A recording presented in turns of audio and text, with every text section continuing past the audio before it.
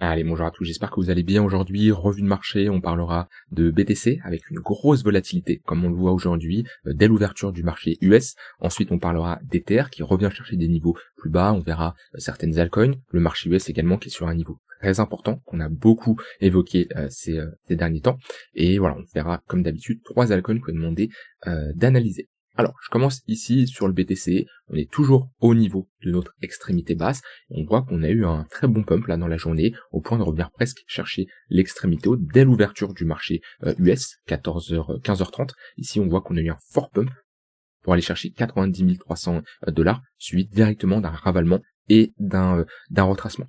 Or, le pump ne m'a pas surpris, hein. J'en avais parlé dans le Discord, j'avais dit que si on passe ce niveau-là, il y a vraiment de grandes chances, il y avait pas mal de liquidités à venir chercher, on voit, dès qu'on commence à déborder, c'est directement un short squeeze. C'est quoi un short squeeze? C'est en fait une fermeture de plusieurs positions de short qui se clôturent, et ça entraîne ici une pression acheteuse. En fait, ce qu'il faut se dire, c'est au-dessus de ces niveaux-là, on a pas mal de stop loss. On a pas mal de stop loss, parce qu'en général, un shorter, quand il se couvre, quand il met tout simplement son stop loss, là où il valide son scénario, très souvent c'est au-dessus des sommets. Comme un long, ça va être en dessous des shorts. Et quand on a comme ça un niveau avec pas mal de sommets qui n'ont jamais été cherchés, lorsqu'on y va, en fait, ça crée une cascade de liquidation. Et là, il faut tout simplement observer ce qui se passe. Est-ce que on a de l'absorption en face, c'est-à-dire des sell limites qui absorbent cette pression acheteuse due aux clôtures de position des shorts, ou au contraire, est-ce qu'on n'a pas d'absorption, et dans ce cas-là, ça engendre ce genre de mouvement. Donc on le voit beaucoup plus quand on regarde les volumes, l'order flow, on voit qu'il n'y avait aucune pression vendeuse. De toute façon, il y a un gros déséquilibre à ce niveau-là avec pas mal de buy market. Et en fait, on a refait la même chose mais plus haut. Vous voyez ici, pas mal de stops à venir chercher, sauf que là, il y a eu vraiment une absorption avec des vendeurs qui sont manifestés sur l'extrémité haute. Et au final, quand on dézoome, si je trace ici un volume profile, on est revenu chercher tout simplement le poke de cette phase de latéralisation. Le poke, c'est tout simplement là où il y a le plus de volume échangé, là où il y a le plus d'acheteurs ou de vendeurs bloqués, en fonction de si on évolue au-dessus ou en dessous. Donc voilà, c'est un niveau qui a tout simplement fait office de résistance. Alors, je m'attendais à un retracement, ça c'était logique après avoir été rechercher ce genre de niveau. Je m'attendais pas à un retracement si bas. Moi j'ai cherché des trades sur la journée. Bilan de mon côté, j'ai pris un break-even à ce niveau-là. J'ai pris un stop loss ici et là j'ai pris un TP. Mais quand on a comme ça un fort mouvement, je cherche à faire de la continuation de tendance. Et à ce niveau-là, j'ai pris un BE.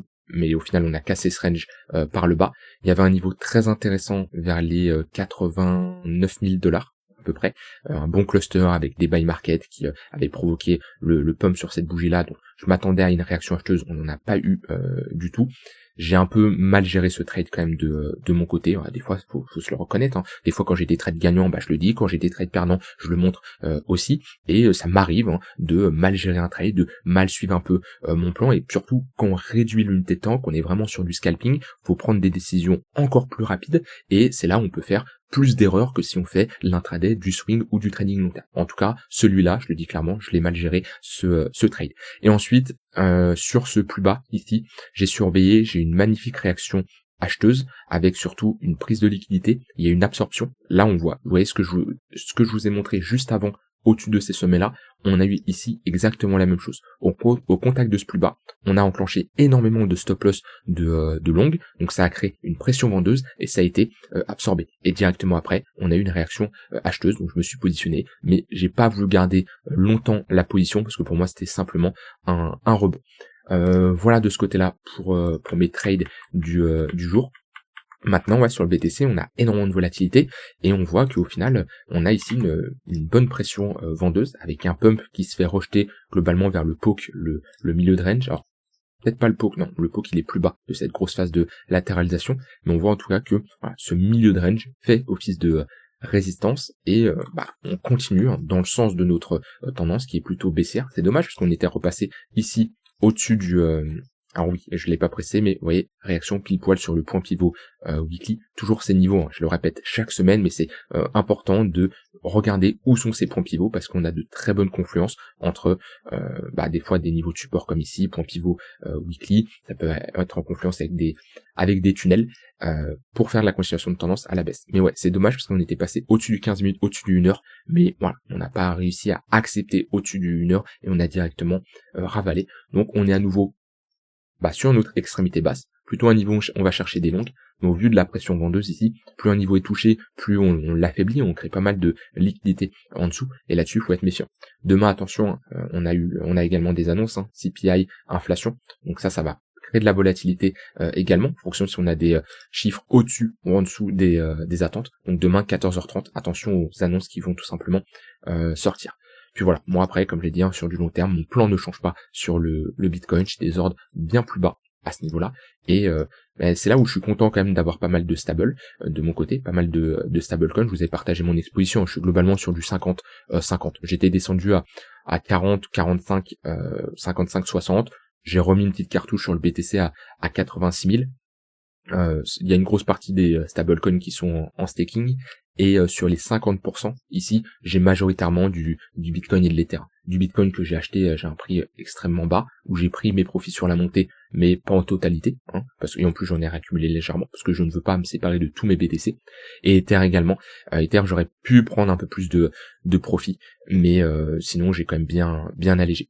Et voilà, sur les 50, j'ai BTC, Ether, hyper liquide, et je dois avoir entre 3 et 5% d'alcool. Donc quand je vois certaines chartes de certaines altcoins, on va en reparler après, ça fait peur, et c'est là l'importance d'être sur BTC, Ether, les mastodontes, ou alors de spéculer sur ces altcoins sur une petite période de temps, mais de ne pas les holder pendant des années, parce que c'est là où on voit que BTC les surperforme. En tout cas, si les acheteurs ne se manifestent pas là, et qu'on commence à s'installer en dessous, là, le prochain niveau, ça sera 73 000. Et ça sera très intéressant de continuer à faire du trend following, de suivre ici la tendance, comme on l'avait fait à ce niveau-là. Vous voyez, hop, sous le 15 minutes, sous le 1 heure, tout ce genre de phase de baisse, c'est très intéressant à trader, bien plus que ce genre de range, et même qu'on fait comme ça du scalping, ou moi je fais du scalping sur un fort momentum, qui soit haussier ou baissier, je préfère être clairement dans une bonne tendance baissière ou haussière, c'est beaucoup plus simple pour trader. Donc là, idéalement, soit on passe au-dessus des 94 000 $, ça veut dire qu'on retrouverait un bon momentum et une bonne tendance pour aller chercher 99 voire 106 000, soit on perd ce niveau-là, et dans ce cas-là, on pourra aller chercher les 73 000 $. Maintenant, faut regarder les cassures. Est-ce qu'on casse, ou est-ce que on a des fausses cassures? Pour le moment, au vu de la dynamique, pour moi, plus de probabilité qu'on casse vers le bas, et au vu de la pression vendeuse qu'on a aujourd'hui également. Et au vu également du marché US. Vous savez quoi, on va faire la transition immédiatement. Marché US qui est vraiment sur un niveau critique. Là, c'est vraiment le niveau à tenir. J'en ai beaucoup parlé depuis qu'il est repassé au-dessus, 6 800 $. Si on repasse en dessous, de toute façon, je vous l'avais montré. Hop, au-dessus de ce niveau-là, j'ai un biais positif. C'est-à-dire que globalement, je suis bullish. Alors je parle sur le SP500, les cryptos, on voit que ça s'est bien détérioré, donc c'est compliqué. En dessous de ce niveau-là, hop, cette bougie-là, j'ai globalement un biais qui est neutre. Voilà, neutre baissier, ok. Et en dessous de ce niveau-là, là c'est vraiment baissier.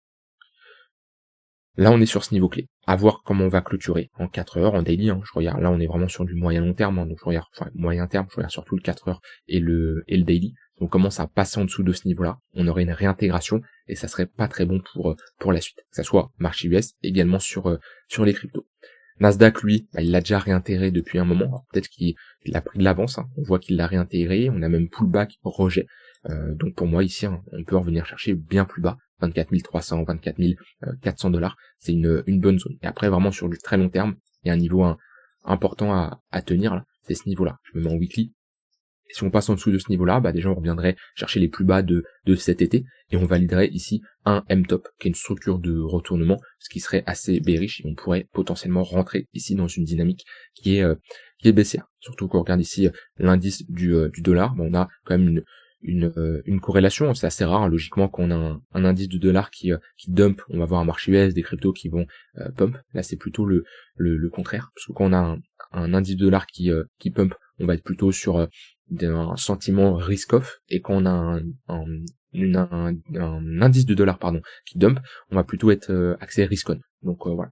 Là actuellement c'est assez intéressant de voir ce qui se passe. C'est assez rare quand même. En général, comme je l'ai dit, on a plutôt une décorrélation entre les risk-off et les risk-on. Après, il n'y a pas que l'indice de dollar qu'il faut prendre en compte, mais c'est intéressant de le noter.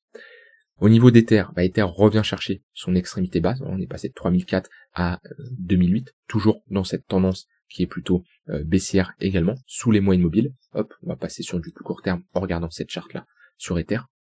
Enfin, on voit bien, on pose un bottom sur le point pivot weekly, on pump, prise de liquidité, on retrace et on casse ici le point pivot weekly. Si je dézoome, maintenant on va aller chercher cette zone des 2750-2800 dollars qu'on a vu d'un point de vue price action. C'est un très beau niveau de support. Et là on est dans un scénario où les pullbacks, 15 minutes, 1 heure, c'est des bonnes opportunités pour chercher des shorts. Après attention à ne pas short trop tard non plus, quand on s'approche d'un niveau de support, c'est pas l'idéal, c'est plus intéressant de short quand on est sur des niveaux hauts. Donc soit il y a deux manières de shorter, soit c'est parce que on revient chercher un gros niveau de résistance comme ça, même si on n'inverse pas notre tendance baissière.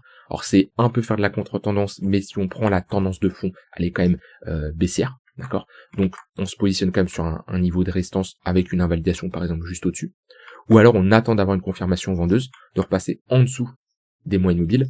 Et là, ça peut être intéressant de refaire la continuation de tendance en cherchant des shorts lorsqu'on a des retracements. Donc en gros, le signal il est ici. À ce niveau-là, quand on perd ce niveau-là, on sait qu'on inverse notre dynamique, et là on peut rentrer dans une tendance baissière, et c'est plutôt là on va accompagner ce mouvement à la baisse. Mais pareil, sur Ether, 2700, 2800 qui doit tenir. Si on le perd, le prochain niveau ici, ça va être les 2200 dollars. Alors maintenant au niveau des altcoins, et c'est là où, tout à l'heure je passais en revue certaines charts, je me disais, il y a des charts qui peuvent essayer de tank, ressembler un peu à la chart du BTC, de l'Ether, globalement ils latéralisent, et il y en a d'autres, c'est catastrophique. Voilà, ETC par exemple c'est catastrophique, Algo c'est catastrophique, STX c'est catastrophique, Atom je l'ai passé, c'est pareil, c'est pas mieux.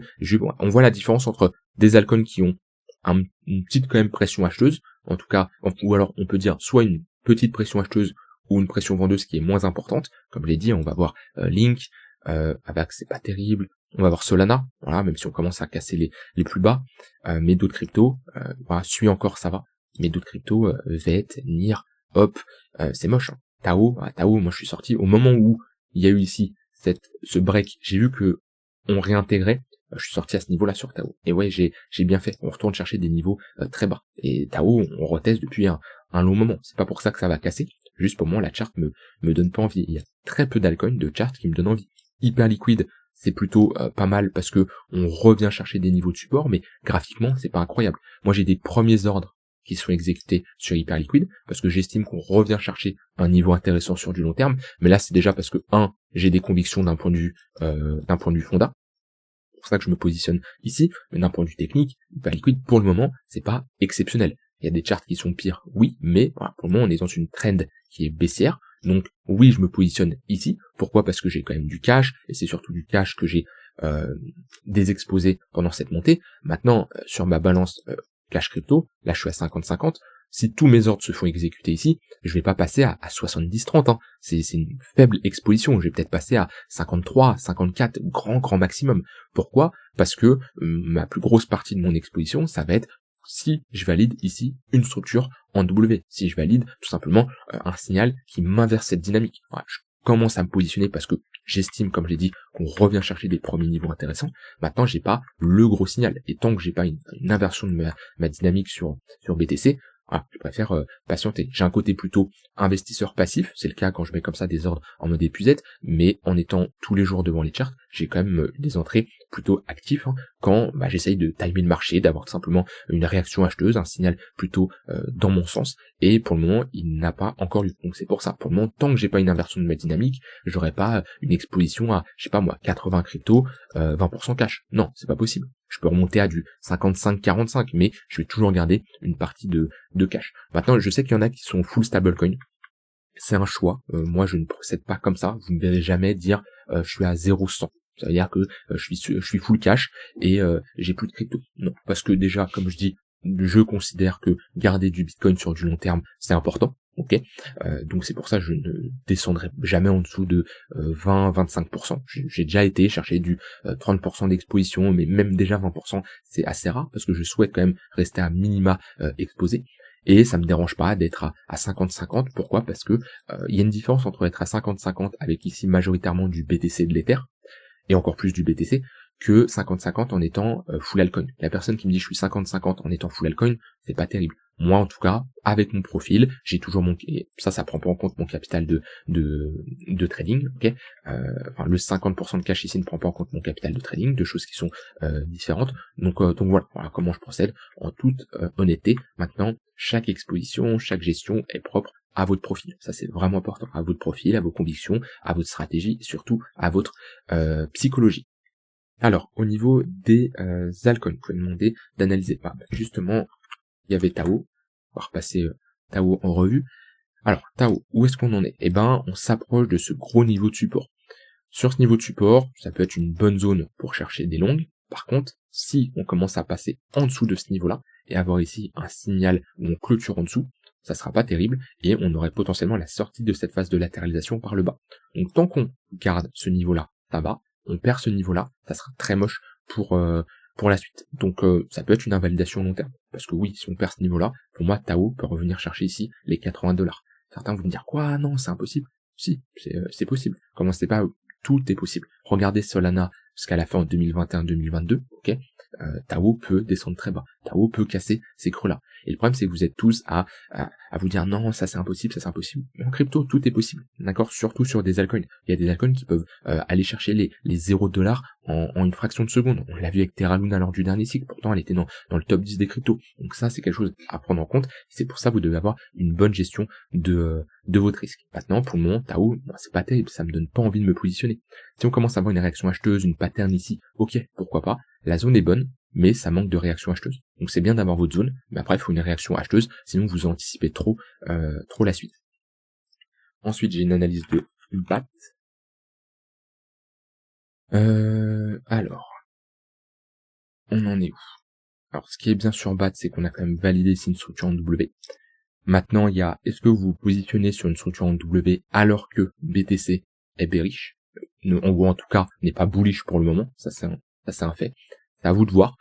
Ça peut se faire, mais je vous conseille d'avoir un risque plus faible. De base, si là-dessus vous dites, tiens, je prends 2% d'exposition, 1% d'exposition de votre capital, réduisez-le par 2. Pourquoi? Parce que avoir une altcoin bullish avec un Bitcoin bearish, c'est plus délicat qu'avoir une altcoin ici bullish avec un Bitcoin bullish. Voilà. Idéalement, on veut une corrélation entre les deux. Parce que si votre altcoin propose une structure en W, mais que Bitcoin prend une claque de 30%, il y a de grandes chances que cette altcoin corrige. Maintenant, on est revenu chercher cette grosse zone de latéralisation. C'est le bottom de 2019-2020. On est revenu chercher presque le crack Covid ici, sauf qu'on n'a pas de bull run là-dessus. Ça, c'est une crypto à posséder quelques semaines. Quand on a comme ça un rallye aussi, oui, x2, à ce niveau-là, x2. Voilà, on prend son x2, on se tire. C'est fini la mode des cryptos où on va chercher ici un x7, x8, x10 ou plus. Voilà, pour moi, c'est comme ça que je le vois. Tant qu'on tient ces gros creux là, rien d'alarmant. Si par contre on commence à vraiment clôturer en dessous, là on peut avoir une accélération et on n'est pas loin de l'all-time low. Techniquement, quand on était à ces niveaux-là, on était à moins 50% de l'all-time low. À moins 50%, c'est très rapide sur une altcoin. Ça peut se prendre ici en 2-3 semaines, d'accord? Donc prenez en compte que si on fait un all-time low, tous les acheteurs qui sont rentrés ici seront en perte et c'est potentiellement de futurs vendeurs qui pourront créer une pression vendeuse. Je veux pas vous faire peur, je veux juste que vous soyez conscient de ça, et surtout, beaucoup achètent des cryptos comme BAT en se disant je vais faire un x10. Regarde la charte, elle ne fait pas de x10 pour le moment. Alors, il y a des cryptos qui dérogent à la règle. Ouais, par exemple, ZEC, c'était un bon exemple. Voilà, on était revenu chercher ici le crack Covid, et on a quand même fait ici facile un x10. Ok, mais il y en a eu combien des cryptos comme ZEC? Voilà, il y en a eu très très peu. Ça c'est quelque chose à bien sûr à prendre en compte. Et dernière crypto, Aster. Aster, ça fait longtemps que je l'ai pas analysé, je sais pas où on en est. Est-ce que je peux avoir une charte entière sur Binance? Je l'ai en entier, je crois. Je sais plus. Je vais regarder sur Mexé. Ah, parfait. Alors, Aster, c'est moche, on est sur une crypto qui est jeune, ça c'est quelque chose à prendre en compte. On n'a pas vraiment une vision long terme pour vraiment faire de l'investissement. Moi, je vous rappelle, idéalement, j'attends 2 ans de chart avant vraiment d'avoir une vue weekly, parce que c'est trop juste ici, ou 1 an à minima. Mais voilà, ce qu'on veut ici, c'est trouver un bottom, une structure de retournement type pattern en W. Tant qu'on n'a pas ça, que ce soit ici, ou plus haut, peu importe, mais on n'a pas de socle qui est dessiné. Et là, on le voit, je me mets en daily, je trace des moyennes mobiles, on est toujours ici dans une pression vendeuse avec des moyennes mobiles orientées à la baisse. Et on a ce M-top, on le voit bien, avec ici une dynamique baissière, des creux des sommets de plus en plus bas, et là on fait des plus bas, des plus bas, des plus bas. Ça se short. Moi sur l'intraday, ça se short. On voit bien, tunnel 3 minutes, il y a des opportunités de short à prendre quand on pull back. 15 minutes, si on revient, ça sera également une bonne zone. Et si on doit aller plus haut, comme ici, le tunnel 1 heure, ça sera également une bonne zone. Vous voyez, tout ce qui revient dans le 15 minutes, il y a des shorts à prendre. Quand on passe au-dessus du 15 minutes, objectif le 1 heure. Et le 1 heure rejette. Et le 15 minutes fait à nouveau piste de résistance. Jusqu'à temps qu'on le casse, et on revient chercher le 1 heure, le 1 heure, le 1 heure. Voilà, ça c'est de l'analyse multi-frame, ça dépend bien sûr. Alors si vous faites du swing trading, vous n'allez pas prendre des shorts dans le 3 minutes. Si vous faites de l'intraday, vous n'allez pas prendre des shorts dans le 4 heures. Ça va vous calibrer bien sûr en fonction de votre profil. Mais je vous rappelle, les tunnels Vegas, ça vous permet d'avoir une représentation globale de la tendance sur différentes unités de temps et de déterminer tout simplement des points de repère pour prendre des longues ou des shorts. Pour le moment, sur Aster, c'est moche, et pour moi, il y a rien à faire, vaut mieux attendre. De toute façon, on est dans une phase, faut patienter. Attention à ne pas trop vouloir anticiper le bottom, parce que vous allez juste vous cramer. Voilà, j'ai terminé moi de mon côté, je vous laisse avec ça, je vous souhaite une très bonne soirée, et je vous dis à demain pour une prochaine vidéo. Bye bye.